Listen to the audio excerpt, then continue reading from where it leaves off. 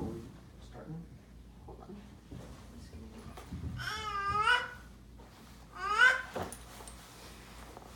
Okay, welcome to my presentation.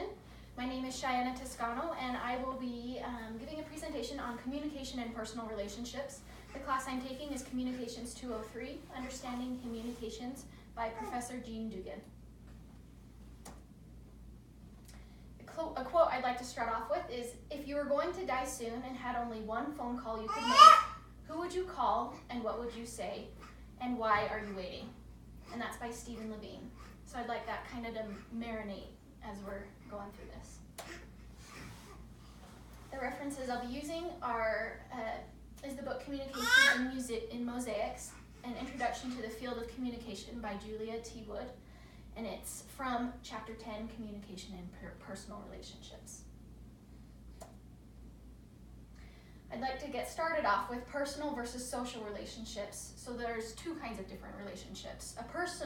Social is a replaceable relationship that tends to follow broad social scripts and rules in which participants tend to assume conventional social roles in relation to one another.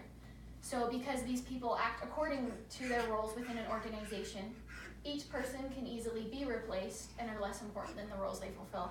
And I've seen this in my own personal workplace where it's huge. It's a huge organization where people don't necessarily matter. It's just the position and what they want to have accomplished. So they're number monkeys, per se.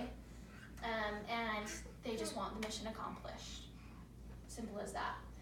A personal relationship, however, is a relationship that is defined by uniqueness, rules, relationship dialectics, commitment, and embeddedness in context. And that's what people create in personal relationships, is what defines that connection to keep it going. So, uniqueness. Uniqueness is the connection that people create in personal relationships, and it's what makes them unique, therefore irreplaceable. And others cannot replace intimate partners, best friends, or family members we love. When one person in a personal relationship leaves or dies, that relationship ends. Although it may remain strong in memory, we may later have other intimates. But a new partner or best friend will not duplicate the former one. And that's by Miss Wood on page 194 of the textbook. At first when I heard this, I didn't really like the way that sounded, because if my spouse were to die, no offense, I would hopefully, and we've talked about this before, where we would hope that we would move on, right? You would hope that you wouldn't be miserable the rest of your life, or, that you would just remain and go on and then forget about them. But that's the thing, is that's what I liked about it, is when one person in a personal relationship leaves or dies, that relationship ends, but the memory continues on. So you're not necessarily just going to cut it off and leave it to die. It'll go on, but you can still continue on a new one. And that's why it's irreplaceable.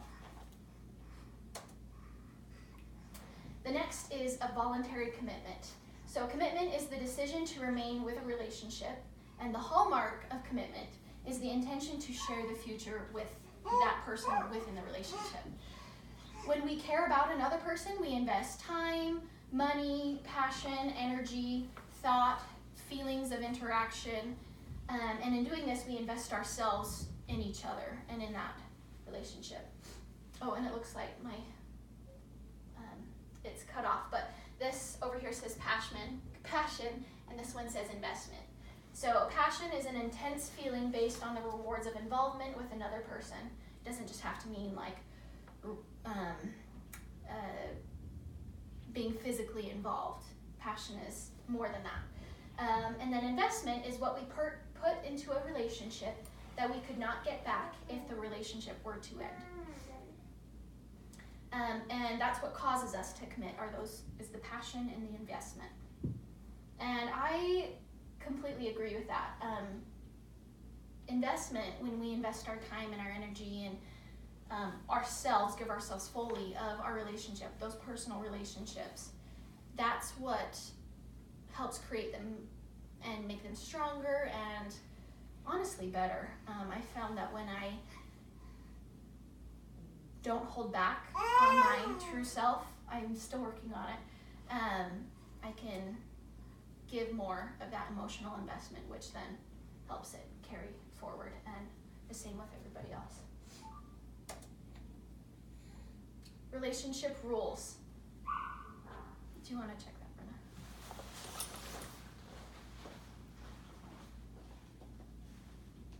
Okay.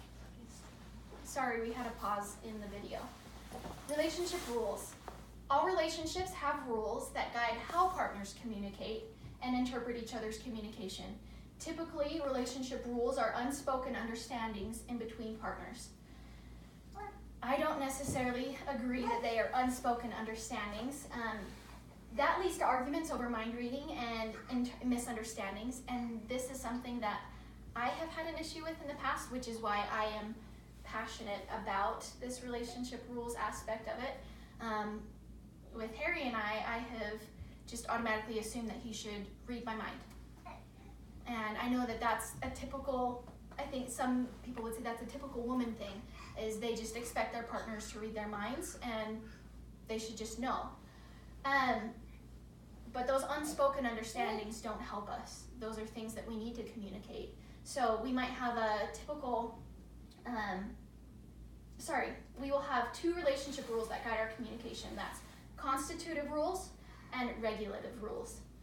And the constitutive rules defines how to interpret communication.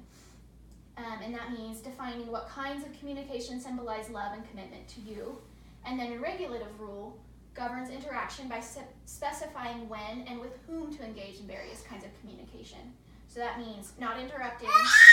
Some people even can't marry outside of their culture. Some people have an issue with no PDA in public. And that... Some people have an issue with no PDA in public. And I know that that's also something that I think that tends to be more of a manly thing, where women are super cuddly and snuggly and just want to have kisses and have their hands around each other and hold hands. But men are, hey, that's an unspoken rule where I don't want to be all snuggly in public, but in the bedroom maybe, and that's okay. And that's more of what those unspoken understandings mean, is that it's, you just should know.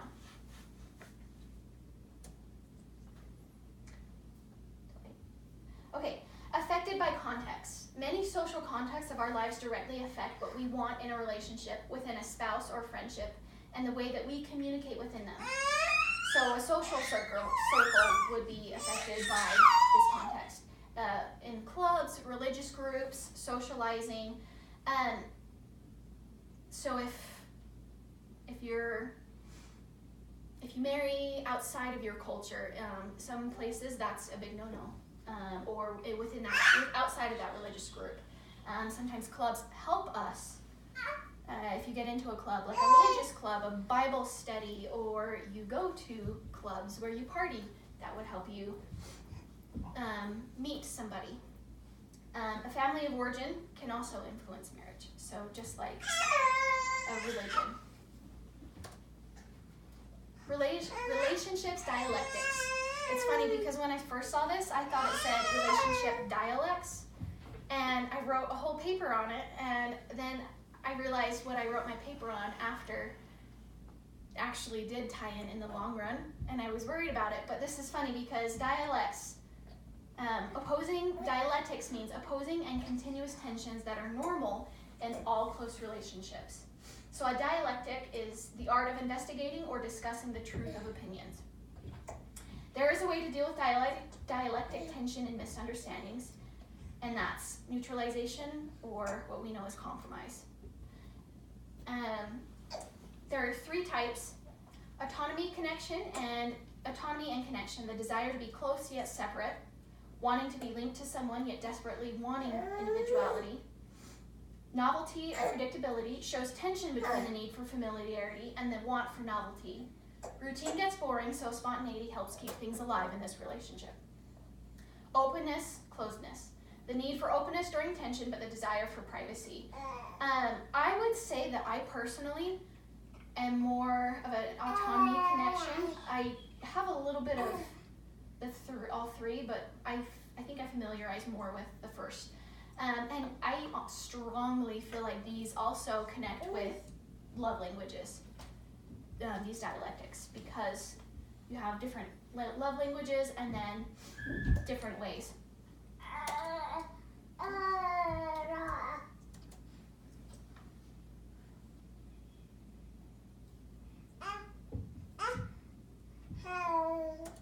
Okay, looks like it's not going to work, but I just want to close my presentation with saying that communication in personal relationship is very important.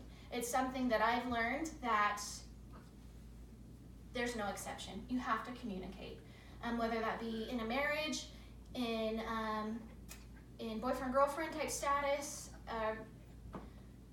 familial relationships, even friends. You have to communicate, or else things just aren't spoken. And just like the quote in the beginning, why are we waiting to say them? If it's something that's in our hearts and in our minds and it needs to be said, then it'll only help that relationship, and it'll help us to grow and become a better person in the way that we communicate.